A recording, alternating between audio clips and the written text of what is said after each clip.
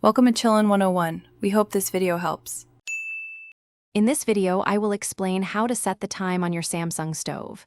First, find the clock or time button on your control panel. It's usually clearly labeled. Press this button just once.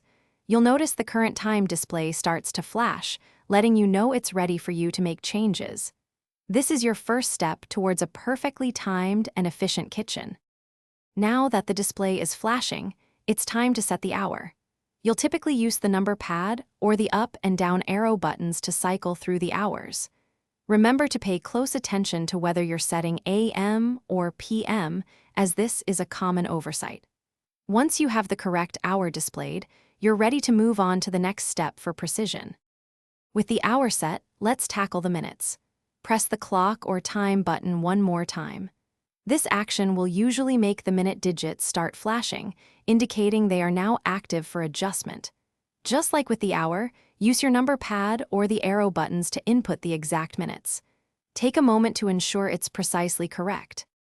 To finalize and save your new time, simply press the clock or time button one last time. The display will stop flashing, and your Samsung stove will now show the updated, accurate time. It's that simple. You've successfully set your stove's clock, ensuring all your cooking and baking timers are perfectly synchronized. Enjoy your perfectly timed kitchen. Thanks for watching. Consider subscribing if we helped you.